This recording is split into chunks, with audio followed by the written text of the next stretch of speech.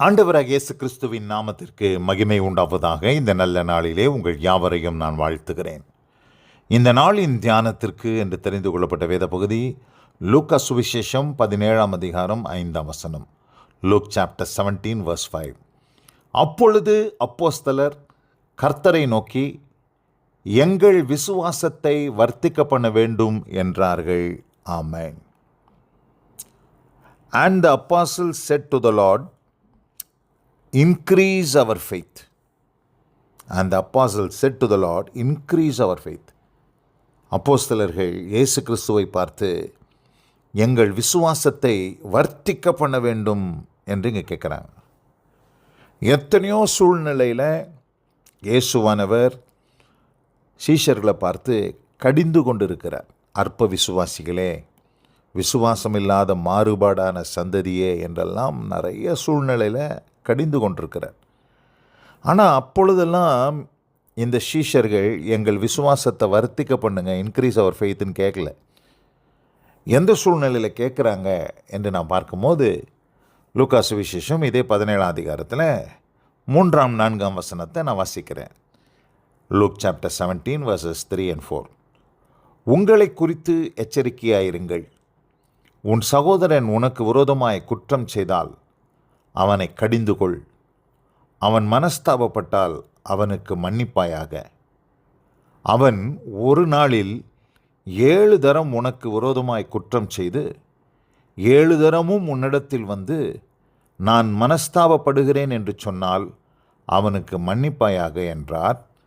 அப்பொழுது அப்போஸ்தலர் கர்த்தரை நோக்கி, எங்கள் விசுவாசத்தை வர்த்திக்க பண்ண வேண்டும் என்றார்கள்.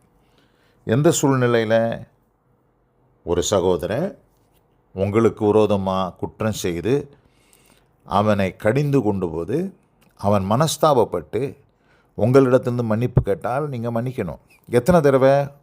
ஒரே விதமான தப்பை ஒரே நாளில் 7 தரமும் அவன் செய்து அவன் உங்களிடத்தில் வந்து மன்னிப்பு கேட்டால் அவனுக்கு நீங்கள் மன்னிக்க வேண்டும் என்பது தான் இங்கே இயேசுவான சொல்கிறார்.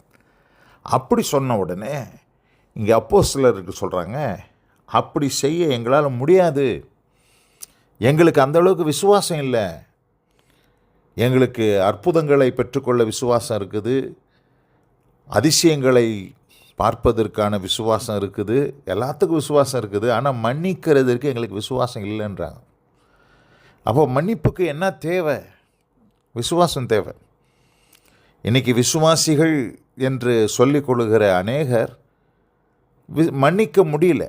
சொந்த சகோதரன், சொந்த புருஷனை, சொந்த மனைவியை, சொந்த பிள்ளைகளை, அப்பா அம்மாவை அவங்களால மன்னிக்க முடியல. அவங்க ஏதோ தவறு செஞ்சது உண்மைதான். ஆனால் அவங்க மனஸ்தாபப்படுறாங்க, மன்னிப்பு கேட்டு வராங்க, மனதார மன்னிக்கலை. ஏதோ மன்னிச்சிட்டேன்னு சொல்கிறோம், ஆனால் இருதயத்தில் அந்த கசப்பை வச்சுக்கிட்டு வாழ்கிறது கிறிஸ்தவ வாழ்க்கை இல்லை. இந்த இடத்துல இயேசு கிறிஸ்து என்ன சொல்கிறாருன்னா, ஒரு கிறிஸ்டியன் ஸ்டாண்டர்டை செட் பண்ணுறாரு. 7 times ஒரே நாளில் உங்கள் சகோதரன் அவன் ஒரே தப்பை செஞ்சுட்டு மன்னிப்பு கேட்டால் நீ மன்னிச்சிட்டே இருக்கணும்னு சொல்கிறார். நான் ஆங்கில வேதத்தில் வாசிக்கிறேன். Chapter 17 verses 3 and 4. Take heed to yourselves. If your brother sins against you, rebuke him, and if he repents, forgive him. If he sins against you 7 times in a day, and 7 times in a day returns to you saying, I repent, you shall forgive him. And the apostles said to the Lord, increase our faith. இந்த சூழ்நிலையில் தான் அவங்க கேட்குறாங்க, எங்கள் விசுவாசத்தை வர்த்திக்க பண்ணுங்க. பிரியமானவர்களே, விசுவாசிகள் என்று சொல்லிக் கொண்டுகிற கர்த்தருடைய பிள்ளைகளை இன்றைக்கி நிறைய பேரால் மன்னிக்க முடியலையே. இன்றைக்கி நிறைய பேரால் மன்னிக்க முடியாது. ஏதோ செய்கிறோம், ஊழியம் செய்கிறோம், பாட்டு பாடுறோம், ஜெபம் பண்ணுறோம், உபவாசம் இருக்கிறோம், பல இடங்களில் போய் ஓடி ஓடி ஊழியம் செய்கிறோம், பிரசங்கம் பண்ணுறோம், எல்லாம் செய்கிறோம். ஆனால் இன்றைக்கி மன்னிக்க முடியாமல் இன்றைக்கி நிறைய பேர் கசப்பை இருதயத்தில் ஹார்பர் பண்ணிக்கிட்டு வாழ்ந்துட்டுருக்குறாங்க. காரணம் என்ன? விசுவாசம் இல்லை. அந்த விசுவாசம் போதலை. அப்போது உங்களால் மன்னிக்க முடியல அப்படின்னும் போது நீங்கள் என்ன செய்யணும்னா, ஆண்டவர்கிட்ட விசுவாசத்தை கேளுங்க. ஆண்டவரே எங்கள் விசுவாசத்தை வர்த்திக்க பண்ணுங்க, இன்க்ரீஸ் அவர் ஃபெய்த்துன்னு சொல்லி கேளுங்க. இந்த மன்னிக்கிறது என்பது 7 தரம் மாத்திரம் இல்லை. நம்ம ஒருவேளை ஒரு லிமிட் வச்சுருக்குறோம் 7 டைம்ஸ் அப்படின்னு. ஆனால் ஆண்டவர் பாருங்கள், அந்த 7 தரம் கூட இல்லை, இன்னும் அதிகப்படுத்துகிறார். எங்கே வாசிக்கிறோம்? Matthew chapter 18 verses 22 and 23. மத்தேயு சுவிசேஷம் 18ஆம் அதிகாரம், மேத்யூ சாப்டர் 18 verses 22 and 23. இந்த இடத்துல வாசிக்கும் போது அதற்கு பேதுரு பாருங்கள், மன்னிக்கணும் 21ஆம் வசனம் 21 and 22. அப்பொழுது பேதுரு அவரிடத்தில் வந்து, ஆண்டவரே, என் சகோதரன் எனக்கு விரோதமாய் குற்றம் செய்து வந்தால் நான் எத்தனை தரம் மன்னிக்க வேண்டும்? 7 தரம் மட்டுமோ என்று கேட்டான். ஏன்னா இயேசு கிறிஸ்து 7 தரம் மன்னிக்கணும்னு சொல்லிட்டார் ஒரே நாளில். அதற்கு இயேசு கிறிஸ்து என்ன சொல்கிறார் பாருங்க. அதற்கு இயேசு 7 தரம் மாத்திரம் அல்ல, 70 தரம் மட்டும் என்று உனக்கு சொல்கிறேன். 70 times.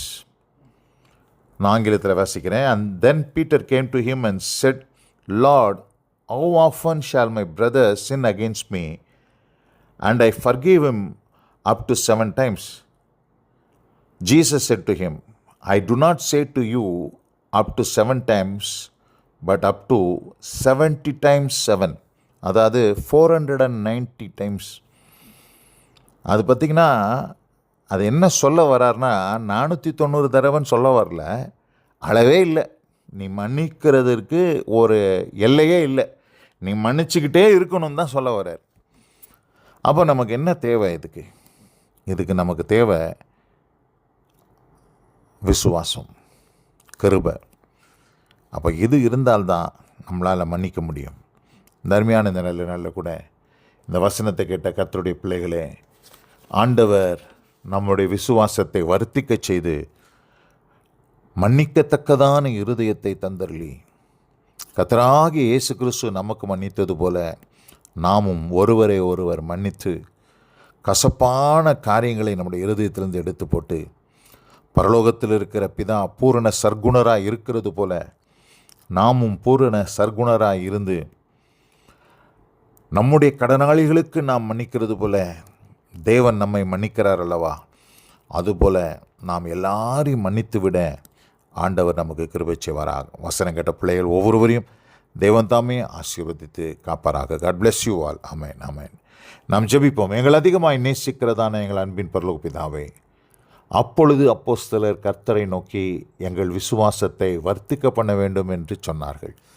ஆண்டவரே, அந்த வார்த்தையின்படி ஆண்டவரே, வசனத்தை கேட்ட பிள்ளைகள் ஒவ்வொருத்தருடைய வாழ்க்கையிலும் நீர் அப்படியே செய்தருளி மற்றவர்களை மன்னிக்கத்தக்கதான ஆண்டவரே திவ்ய சுபாவத்தை உம்முடைய பிள்ளைகளுக்கு தந்தருளி நீர் ஆசீர்வதிக்கும்படியாய் ஜெபிக்கிறோம். கிருபைக்கு தாழ்த்துகிறோம். ஒவ்வொருவருக்கும் அப்படிப்பட்ட அனுபவத்தை தாரும். இயேசு கிறிஸ்துவின் வல்லமை மிகுந்த நாமத்தில் பிதாவே. ஆமேன், ஆமேன்.